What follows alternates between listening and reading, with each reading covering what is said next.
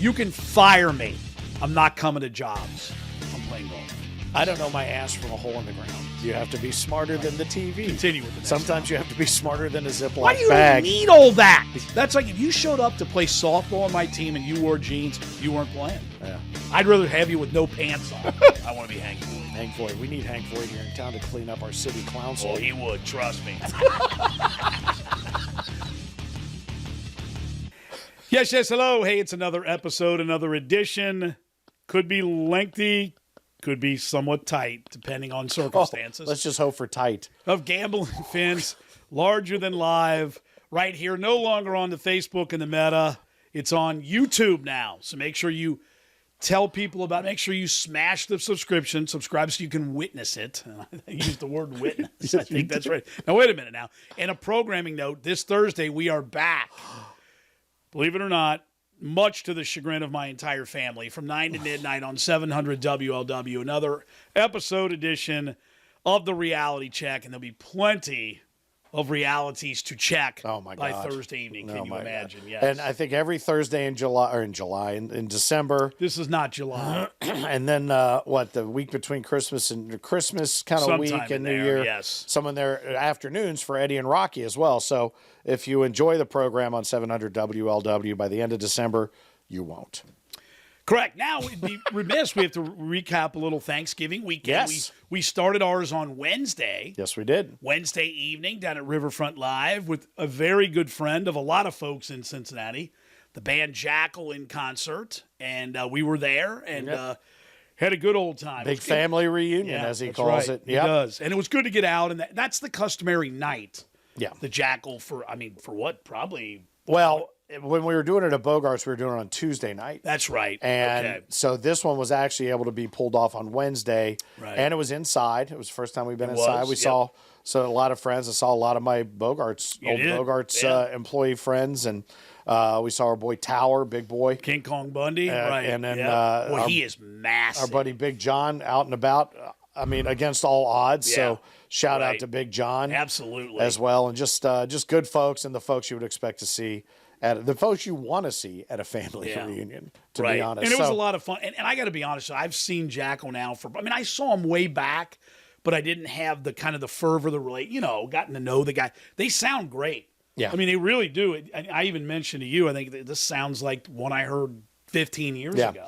There's a consistency in what they pump out, which is great, and the energy level night after night after night is always solid, and they know what they're doing, and the people know what they're getting, and I think that's the key. Yeah. You show up, you know exactly what you're getting, and they played a couple songs I hadn't heard them play in a long time, and no, it was a lot of fun, and happy Thanksgiving to all of them, and hopefully you had a good Thanksgiving. Yeah.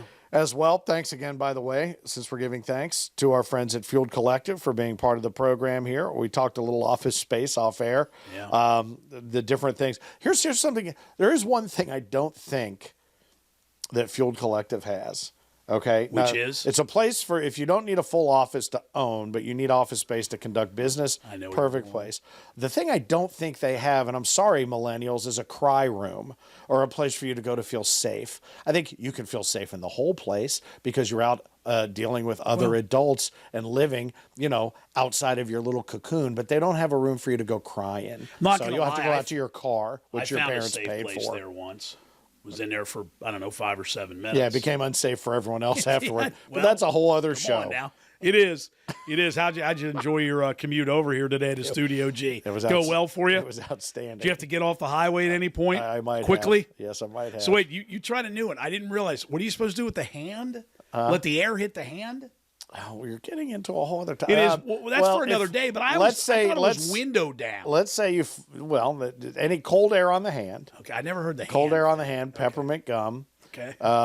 Listening to music really loud to take your mind off of what's going on downstairs, and then trying like hell to find the next exit that has a Long John Silver. Do you ever rise up?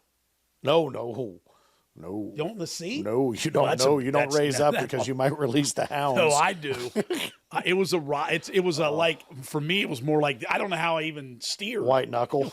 I think it was just No, the cold air on the hand, the peppermint gum, take a ginger tablet if you happen to have one. You should always have those in your car, and then find a Long John Silver's. Did you get you a super big boy on the way out? No, I pretend. Here's what I did do. No, I can't. I don't want to ruin all my tricks. I want to save my tricks for the. Well, I'm going to give you one quick one, and this will be for in case you haven't figured out what we're talking about. Yeah, think it through. I think he has. They have. Sorry. Keith. I one time, it was so brutal. I was up in Mason, and I had no recourse. I was driving home by myself. It was after an event. And I literally, it's one of those where I had to find the first place open, right? Mm-hmm. Oh, yeah. And ironically, it was called Blue Ash Chili. Oh. And I literally pulled in, walked in. Hi, may I help you, sir? And I don't even know. I just, shoom. I didn't even like. Yeah. And then I like it to go. Yeah, I didn't even feign that I was purchasing anything because it was near to. Anyway, well, speaking of yes, good Thanksgiving. Though, did you have a good Thanksgiving? It was good. It was good. It was laid back. It was cool. Everything went as planned. Okay. Got to spend it with my better half's family. Got a chance to communicate with my family. Did a couple of things that watched some good football, college, and some horrible football yesterday from my standpoint. Speaking of shit. From the Steelers standpoint, but I did notice there were a couple of little things about that game that I did notice, and it was mostly the aftermath on social media, and the whole blind squirrel and a nut factor came into play. See, you do the thing that I don't know it. You'll have to fill me in because I just watched the game and I know this. The Bengals have a legitimate chance to win the AFC North. Now, I'm not saying that they will. I don't disagree. But they're in a great position to do so. The Ravens somehow, some way, continue to play horribly and win, which to their credit, they have that game lead. But I got to tell you, the Bengals look pretty good. Well, I got to be honest with you. After this weekend, if there's not a deal with the devil with the Harbaughs, and wow, how about that? You know what I mean? Absolutely. One of these days, that's going to come due, and it's going to be ugly and huge between the Harbaugh brothers and the devil. Yeah, Michigan was dominating against Ohio State. I mean, they really and truly were. Won by double digits. It'll be interesting on Tuesday night, tomorrow night, to see UC. I mean, do they stay at 4? Do they bump? Michigan's probably going to leap simply because of a big win. But nonetheless, if UC wins Saturday, I'll be in the stands against Houston in the AAC championship game. They're in. I mean, they're going to make it. Into the top 4? There's no way they don't. No way they don't. Because, I would love to believe you, but I don't. You have to believe me because I know what I'm talking about. I don't think so. Alabama is going to have no chance against Georgia, none. So the question becomes, it'll be Georgia, UC, Michigan, and someone. Well, I will say this. I think barely squeaking it out against Auburn, which I really didn't think there was a dumber way to end a game than penalty kicks in soccer until college football overtime. And it was rock, paper, scissors next, round 5. And then guess which hand it's in? What I can't stand is just, you've already shortened it. At that point, just keep – I don't mind play. the normal overtime format in college. Just keep that going. It probably worked to Auburn's advantage since their quarterback was gimpy. On one leg. On the one leg. But nevertheless, it shouldn't have got to that point anyway. So that probably did help you see the fact that they weren't able to snap the neck of Auburn in that situation. You know what I mean? Well, I just think Georgia's so much better than Alabama based on what we've seen recently. Anything can happen. You never know. But Alabama's line, I mean, their quarterback is mobile, and he was under duress, sacked a ton of times. That dude probably should not play against Georgia if he knows what's good for him. I mean, obviously, but overstating. But I just think there's no way. And then you can't tell me a 2-loss Alabama with the way they've played recently, needing 4 overtimes to beat a mediocre Auburn, makes the top 4. Well, no way. And that's the saving grace for the committee if they make the decision, because had Alabama blown out Auburn and then lose to Georgia, I think they still make the case. Well, and I tell you, there's 2 or the committee makes the case. And there's 2 teams right now that you have to say, UC beat Notre Dame. That's Notre Dame's only defeat. Notre Dame is playing as well right now, honestly, as anyone. Right. So they're nudging up. And what about Oklahoma State? They beat Oklahoma. They play Baylor. If they win, they'll only have 1 loss. So, I mean, there's a decent grouping of teams that could make a case. I just don't see how, if UC is undefeated with the win over once beat Notre Dame, because Notre Dame's done, once beaten Notre Dame, there's no way you keep I would love to agree No with way. you. For some reason, I feel like for the first time ever, the committee is going to come out with a ranking of 1, 2, 3, 4, 4.5, 5, 6, 7, 8, 9, 10. And UC is going to be 4.5. I don't know why I think that. Well, this week you're going to have Georgia, and these are the top 4 are going to be Georgia, Michigan, Alabama, UC, and then you're going to have Notre Dame and Oklahoma State, and that's it. Yeah. I mean, those are the only ones to me that even have a chance. Oklahoma State plays Baylor in the Big 12 Conference Championship game. But anyway, and Mike Bone, did you see what he pulled off at USC? Oklahoma's coach is now Lincoln Riley, the new USC coach. Well, how about that? And I love they had a great scene of him at the press conference where some guy did the thing. I know, I'm going to be the one to ask this. And Lincoln Riley said, "I'm not going to become the next coach at LSU." No, he's right. He didn't lie. Just change those initials around USC. Before we move on to a different topic, high school football, good luck to 4. Okay. Good luck to Winton Woods. Good luck to Clinton-Massey. Good luck to unbeaten Hamilton-Baden. They're the last 3 standing, play for state titles from Cincy this weekend up in Canton. And good luck to Beechwood, trying to make it 3 in a row. And Moeller came within 1. Lost 22-21, but it looks like Big Mo is back, so there you have it. All right, well, there you go. And to put a final point on football, I guess. We're out. We're out, yeah. And for God's sake, Tennessee can't beat Houston. So you go, man, Houston, they're playing better. Tyrod Taylor's back. They're home against the woeful Jets. There's no way they lose to the Jets. They can't beat the Jets. They lose to the Jets at home. And I would have picked the Bengals, but they would have screwed me. Now, what I should have done, I should have picked the Bengals because had the Steelers won, at least I would have gained some satisfaction out of being eliminated. Well, now I'm doubly pissed off. We debated Houston and tonight's game, Washington, the football team at home against Seattle. They've won 2 in a row. But my only point was, to me, Seattle's at least dangerous. Right. The Jets are not. Oops. They were dangerous enough. So anyway, I'm out. I don't even know what was at risk. I got entered into that survivor pool. I didn't even know I was in it. Yeah, then there's no loss. I haven't lost anything because I didn't know what I stood to gain. You know what? I still don't know what I could have won. We gave it a good Or we could have won, yeah.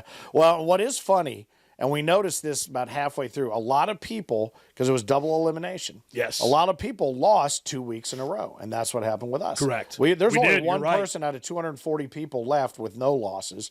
A woman named Hannah something, who I'm sure is picking the color of the uniforms. Now. Okay. Now. By the way, please, before we move off of football, there are 3 candidates for your AFC Coach of the Year. Do you know who they are? AFC Coach. The other 3 in the North? There are 3. Besides Tomlin? There are 3. I mean, Marvin? There are 3. One I might surprise you. Okay. One should be obvious. Okay. One has to be John Harbaugh. I mean, based on what all the injuries, all that, 8-3, best record in the AFC. Well, I guess if you're going to blame the coach, like I'm blaming Tomlin, right, you got to be able to give the coach credit, even if he had nothing to do with it. A second is Zach Taylor. I mean, I'm sorry, but 7-4, the way they're playing, compared to everything prior, yes. Losing to the Jets, blown out at home by the Browns, back on track, and the third one you're going to laugh is Belichick. Oh, there's no question. I mean, honest to God, hottest team in the AFC. That's crazy. I mean, it's you're insane. Right. And you hate to admit it, but let me ask you this, because I had this conversation with somebody on the way over here. How much of what's changed? We've talked about this down at Paul Brown Stadium. Clearly, someone in their social media department has figured it out, or they've gotten somebody there that understands. Clearly, somebody with the fan experience thing has tried to start figuring it out. But what is it? Because here's the thing I would tell you about the Bengals. And I told you, I like Burrow. I still hate Mixon with every fiber of my being. Who is right? And again, somebody else who's probably was on the fire sale with the devil for his soul, because that guy is a turd, is a human being. And I understand this with Roethlisberger as my quarterback. I get where you're going with that. But how long can this last, this configuration? Because ultimately, when it comes down to spending the money to keep the unit together, it's not going to happen. You know that. It's not going to happen. So how many years do they have with this configuration with a shot at it? Because I will sit here right now and tell you the Steelers will win another Super Bowl before the Bengals ever win their first one. That's my organizational confidence. 3 to 5. 3 to 5 years. You think it's that long? I do. Okay. I do. So now, so back to my point. How much did Zach Taylor really have to do with this? Because they lucked into Burrow based on a horrible performance, and Jamar Chase was Burrow's pick, not anybody else's. I don't know how much he's had, but I will say that the personnel department and what they did in the offseason has been much better. They've actually it's been the shoring up of the defense. The offense has all the flair. The defense really helps win you games. Zach Taylor hasn't done anything, I guess, to screw it up. Would be my and so therefore he could be your coach of the year. Well, but I mean, hey, so you got to work within the confines you work within. I mean, and he's done that. Yeah. Well, how about has-been yesterday too? I mean, he just was as pillar-like as he's ever been. Bad. The pick six. I called the pick six right after the interception. I'm like, here comes the pick six. Zing! Hilton in for the touchdown. I'm like, oh God, it was bad. And to not put in Rudolph, who I can't stand. That shows you what little they've got to go. They're not going to do Haskins. They can't wait to get rid of him. They may not win again this year. No, there's no question. That's no question. But they will win another Super Bowl before the Bengals ever win their first one. I'm telling you that right now. Mark that down. Mark the tape, as they say. Hey, it's Gamble and Finn. It's larger than live. We appreciate you tuning in. Don't forget, I'm Gamble. He's Finn. Thursday night, the reality check. Normal time, 9 to midnight on 700 WLW. On YouTube, tell people, smash, make sure people know. Right. Yeah, let them know. I mean, let them know. Because here's the thing. YouTube has turned out to be a much more stable platform and predictable, I guess, in that you know what you're going to get when you go there. I'll be honest with you, the Facebook/Meta thing, honestly, every day there's some other weird thing going on with it. And here's the other thing. Have you seen the commercials? I have. Have you seen the commercials with the 3D lion thing and the future? And it's facing back at the 4 Utes? Yes. Do you notice anything about the Utes? No. Who's not represented in the future in the Utes? No. Watch it again very carefully next time. It mimics almost every other commercial that's on right now and what is conspicuous in its absence. I'm not bitching. I'm not moaning. I'm just making an observation. And I've got a great commercial. Have you seen the Home Depot commercial where they're looking for Santa? No, I have not. I'm not going to tell you anymore. Just check it. It's very well done. All right, I'll be on the lookout for that. And Verizon is single-handedly ruining Kate McKinnon's career by coming up with that one weird thing that she does with and then making a whole I love her. I think she's hilarious, but they're ruining her career. So beyond that, okay, so yesterday, my team loses. I'm wearing my lucky outfit. That you wore it yesterday? I wore it yesterday. Okay. And Were we you got in public? Smoked. No, I was at home yelling at my TV. Okay, that's awesome. So there's no such thing as a lucky outfit is basically what I've come up with. Okay, right. I wore the exact same thing that I won when they pulled them out of their ass. I mean, I didn't have it on and they tied. I thought, okay, I got to get the lucky outfit back on. But it goes back to superstition. Are you a superstitious?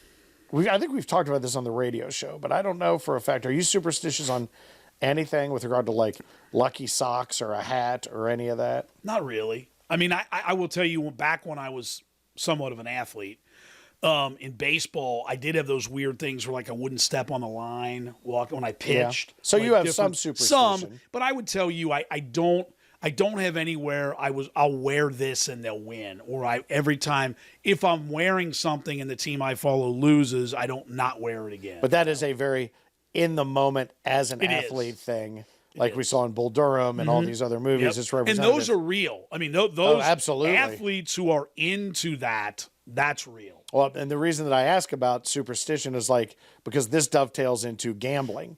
And like when I was up in Hinckley, Minnesota a couple of weeks ago, I sat down not even long enough for my ass to make a dent in the seat before I lost all my money at the blackjack table that I had planned to spend one way or another, build on or lose. Last time I was in Vegas, I will tell you this. Like when I played, just for some entertainment, some of the little slot stuff, if I ever did win, when I would go back in the casino room, I would go to that same slot machine. Would? I would. But there's a different theory then. Really? So if I won, it was the Little Devil. It was a Little Devil picture. But then when I went back to Little Devil and he wasn't so kind, then I said, nah, Devil, I must have used up everything with Devil. I went to a different one. Now, do you do any of that scoping and watching someone play and not win and then swoop in and take Don't know enough. No. Because that's a big thing with especially the elderly. I'm not a card or a table gamer. I'm really not. I don't. If you gamble, it's more like a couple of bucks here in the sports book or whatever. To me, if you go to the sports book and you make a play, you've got at least 2 hours. I mean, the game, even at the shortest stints, too, and now you could be out of it by halftime, but if you're halfway coherent, you ought to at least make it in the second half. They serve you a couple beverages. That can last a lot longer for $20. Oh yeah. Oh dude, I Right. played blackjack for a good 1-2 minutes. Look, and I'm not trying to give anybody advice here, but the key is you got to be able, when you're up and you got a chunk, Walk away. go. Well, it's like when I Gots paint. to go. It's like painting. You got to know when you're done. And this woman, it was funny because I was in Minnesota, and this woman, it was just me and her, and she had the decks all spread out. And I'm like, she looks lonely. I'll sit down and see whatever. And I just couldn't. I had 2 queens, and she drew into a 21, and right then I knew I should have left. Oh, yeah, but you're done. it was so funny because it was like, oh, well, it'll have to get better at this next one, Mike. It'll get better. Oh, that's unfortunate. But, and then she starts sounding like a leprechaun. But she had the cutest little northern Minnesota voice, and I wanted to kill her and hug her all at the same time because she was just destroying me with that little voice. Well, that's the design. Oh, Yeah, killing me. You were a sucker. And one other thing, and this is where I wasn't sure if I wanted to go here, and the show's running a little bit all over the place, but this is something, it's borderline politics, but I don't know that it's as much politics as it is where we are now societally. I was in the bar at the casino. Okay. And we go in, and we're sitting there, we're drinking a beer, having a shot, whatever, and all of a sudden, the chant starts up, "Let's go, Brandon." Oh, yeah. The "Let's go, Brandon." And I thought, okay, I know what "Let's go, Brandon" is. I know what it is replacing. I know what it means. And I had the same feeling that I had about people that were, like, for instance, Saturday Night Live, when they would go after Trump. I thought we have completely, over the last decade, lost respect for the office of the President of the United States. No matter what you feel about the person occupying that office, we have now disintegrated to the point where you think it's okay to say F that person, whether you believe it or not. And I watched people just start joining in, and then I heard, and this is why I thought this, then I heard a guy do it, and he turned to his girl, and he goes, I could get on board with that, whatever that is. And he didn't even know. Right. And that's where I think we're starting to lose our ability to think for ourselves to a dangerous level. You get a chant going, or you get a T-shirt going, or whatever. You might not like Trump, or you might not like Biden, but it's still the president of the country that you have to live in. Well, but and you remember better this. get out and hope for better and make it better, because guess who this is on? It's on us. But remember this, correct me if I'm wrong. Let's go back to the debates.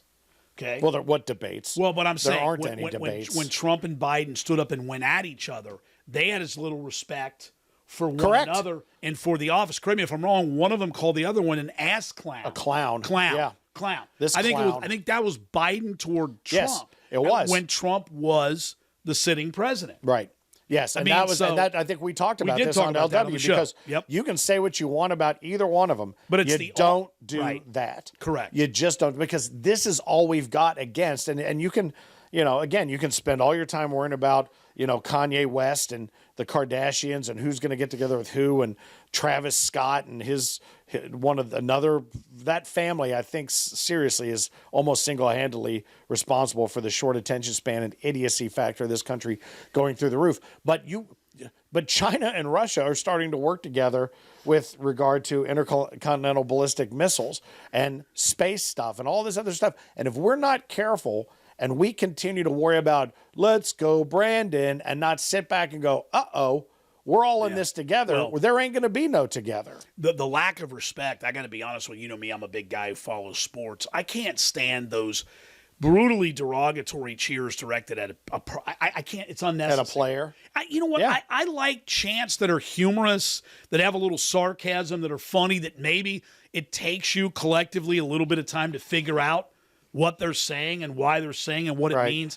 But when it becomes an attack, I remember Right. back in the old days when I used to be on the Bengals radio network, they used to tell us, you can say whatever you want directed at the lack of performance on the field, no personal attacks. And I agreed with that. Right. That when you cross the line, when you're in any sort of medium, any sort of social platform, when you attack someone personally, that to me is I have no place for that. Well, okay, so let me ask you this, because I earlier expressed my thoughts on one Joe Mixon, and I feel the same way about him that I feel about, I don't know, maybe Ray Lewis. Well, and but here's Michael Vick. Here's what I would and tell a you handful about of others. you feeling that way for Joe Mixon. I mean, there's a video out there. You can watch it.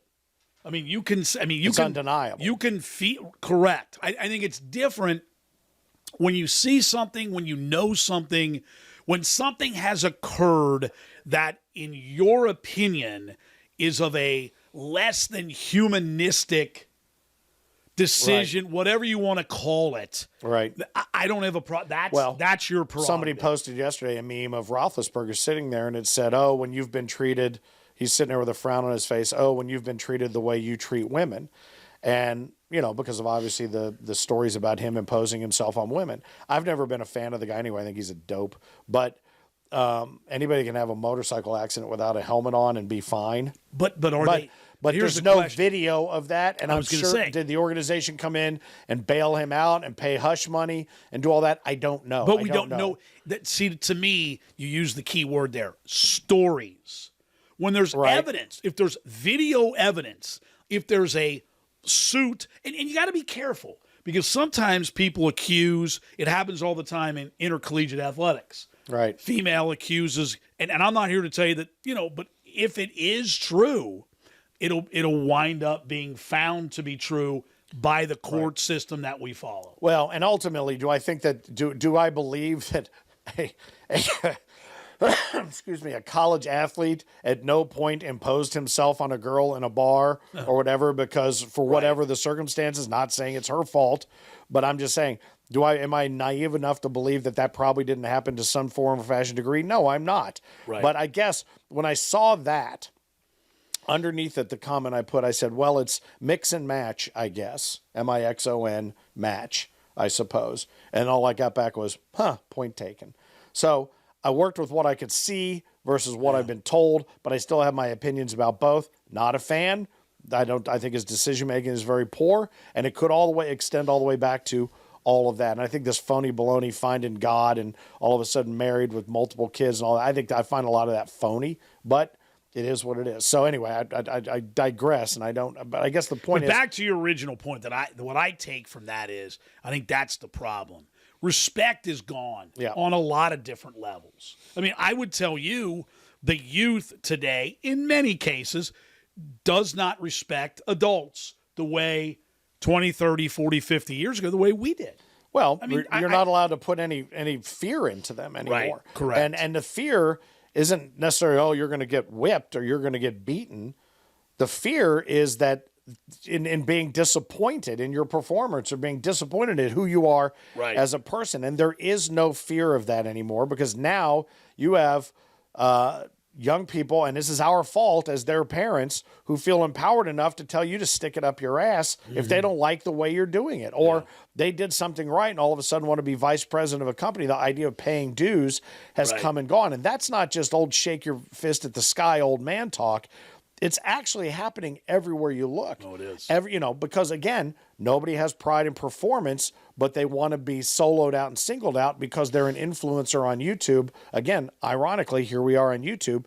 But I guess I'm wondering at what point does this turn and because I guess my hope is that we're able to come back and understand that all 50 states in this country, ultimately we form the United States of America. And if we don't stick to it at some point, and hold each other accountable and hold ourselves accountable for better decision-making, we're going to get split and blown up from the inside out. I'm going to add a little word to you there. False hope.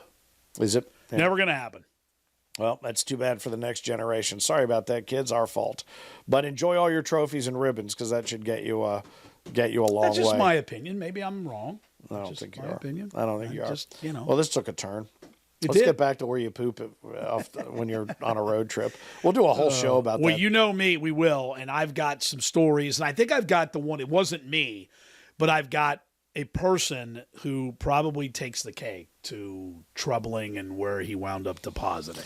I don't know. I might give them a run for their money or runs for their money, to speak. I've got two stories that you may or may not know about. But ultimately, I just want to say, as we close things down for this episode, before we get to that episode, and maybe you have an episode, I just want to give my one more thanks with regard to that to Long John Silver's. And I'll tell you why at another time.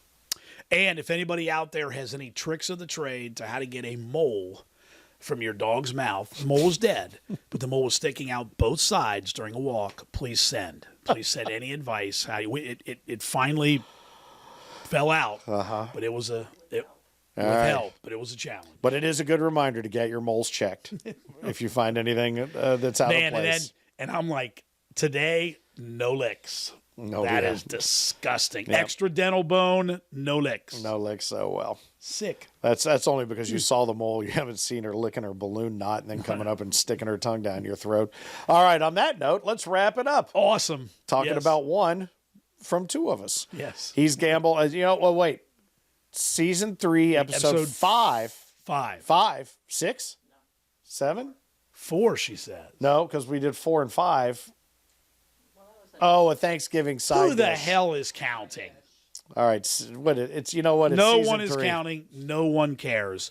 It's season 3, another episode. Thanks for watching. Thank you very much for watching. He's Gamble. I'm Finn, and we are mercifully out.